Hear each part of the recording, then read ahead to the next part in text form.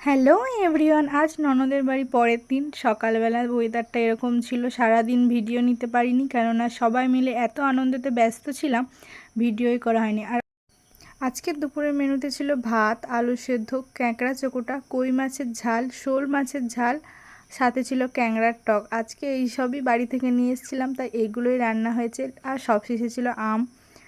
আর ননদ লজ্জা পাচ্ছিল ভিডিওতে। তারপর সন্ধ্যাবেলা একটু সবাই মিলে রেডি হয়েছিলাম, একটু এদিক ওদিক ঘুরতে যাবো বলে। আর এটা আজকে আমার আউটফিট কেমন লাগছে জানিও।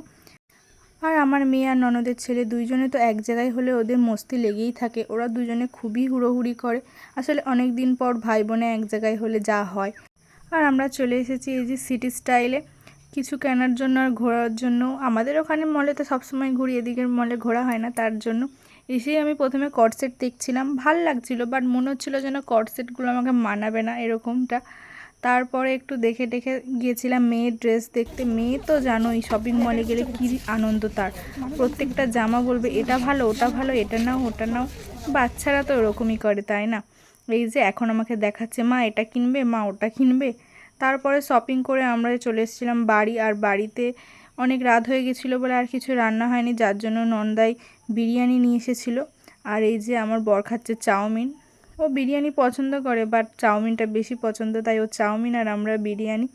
বিরিয়ানিটা জাস্ট ওয়াও ছিল। বিরিয়ানি তো সবসময়ই ওয়াও।